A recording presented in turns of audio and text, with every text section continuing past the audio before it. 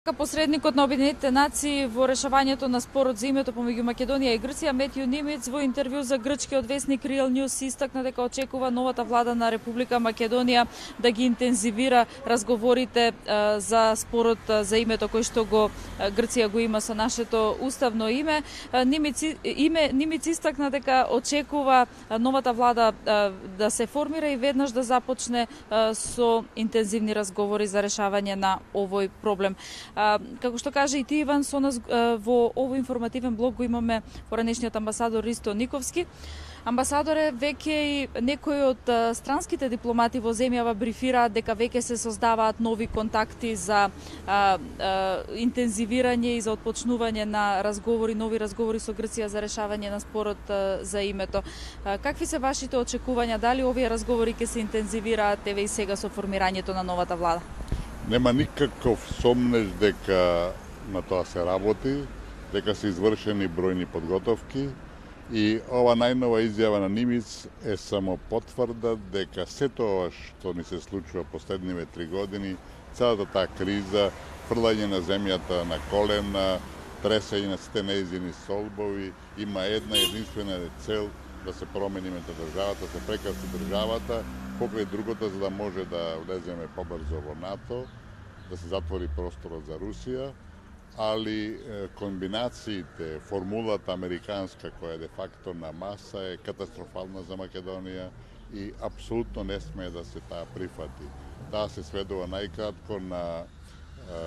замена на референцата од Обединетите нации, која ние никогаш не ја прифативме, која е навредлива, нелегална и слично, со име за трајно користење надвор од земјата, што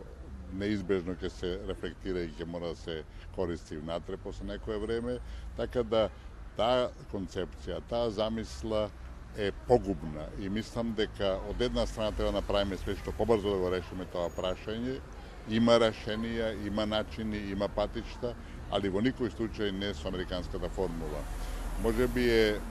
добра, позитивна страна што Грција не се сложува, не ја прифаќа, таа инсистира на ерга омнес,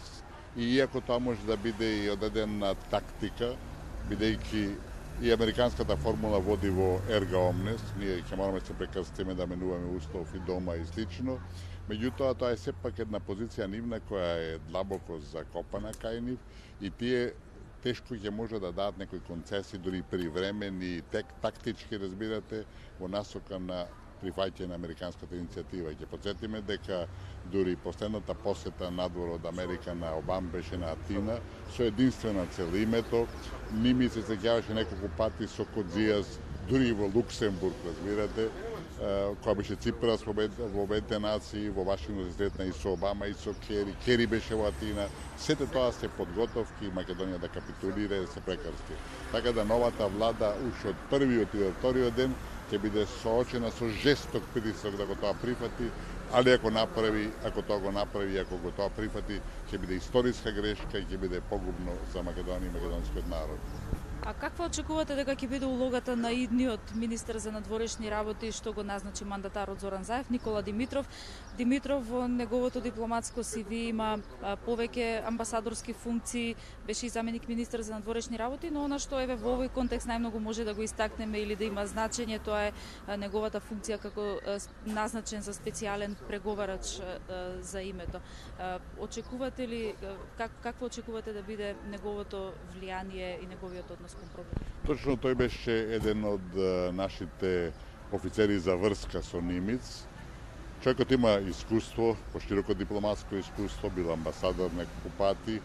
и мислам дека тоа е добро за министерството, затоа што најстрашно е кога дојде некој кој прв пат се соочува со дипломатијата. Дипломатијата во основата е занает, меѓутоа не зависи тоа само и нема да зависи само лично од министерот. Тоа ќе биде во прашање политиката на самата влада и да не забораваме дека во надворешната политика своја улога има и председателот. Мислам, доколку се појави спремност од страна на владата и на министерот за виткање на рбето, што порано се најавуваше, што ја мислам дека нема да си го дозвола, што едно што ќе зборуваш и ветуваш како опозиција, а друго е кој ќе имаш власта и одлуката во своји раце, ако тие сепак одат во таа една негативна насока да ја прифаќаат американската формула, која реков е погубна за Македонија, тоа мисля че инака ќе го спречи председателот, тој нема да го дозволи, така и таа коабитација која е сега на видик, и така, особено околу врска околу името може многу лошо и тешко да функционира, али во секој случај е добро што ќе има разлики, така да ако едната страна биде спремна на непринципиелни отстапки, разбирате, другата страна да го тоа спречи и да овозможи да сепак овој македонски народ опстои. Во прашање да бидеме јасни е опстанокот на македонскиот народ, целта на странскиот фактор пред Соединетите американски држави е да се тука извршат сериозни промени, да се затвори македонското прашање и да се создаде некаква политичка нација во Македонија, што е, мислам, надвор од умот, меѓутоа тоа е нешто со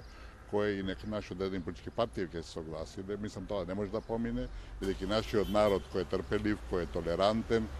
има своји граници и тој, така да на крајот од краиштата, мислам, ќе се јави тој народен фактор кој нема да дозволи да македонскиот вековен народ биде избришен од листата на светски народи кои се така